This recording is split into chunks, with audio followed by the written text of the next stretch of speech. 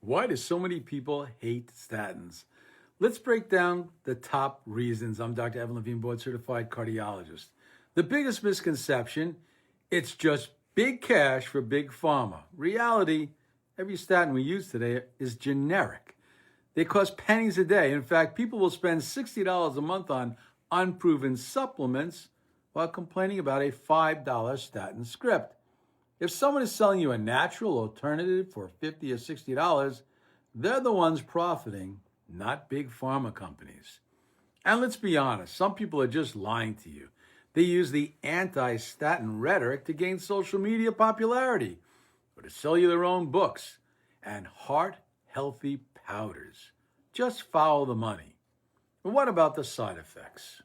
How about diabetes? Now, it's true that statins can raise your A1C by zero point 0.3 to zero point 0.5, and maybe for that borderline patient, it could push you into the diabetic range on paper. But here's an easy fix. Add fiber like psyllium husk to your diet, and you can lower the A1C by that same amount, effectively canceling out even the slightest statin effect while you keep the heart protection.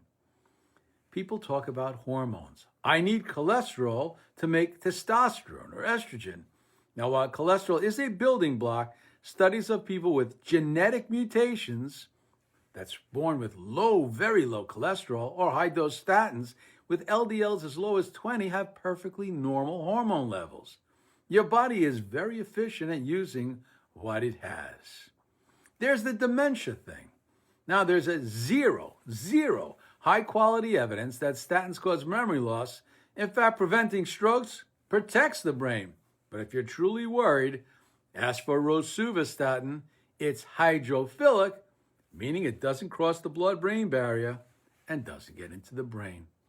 How about muscle aches? Yes, 10% of people get legitimate statin myalgia. It's real, but that means 90% don't. And how about sleep? Yes, some people do report sleep disturbances or vivid dreams. If that's you, we could change the statin or try something else. The biggest reason people quit? There's no high. Unlike an antibiotic that clears a fever or surgery that fixes a break, you just don't feel a statin working. And it's easy, very easy to ignore the benefit if you can't feel anything today. And finally, the one-size-fits-all mistake. Statins generally lower risk by 25%.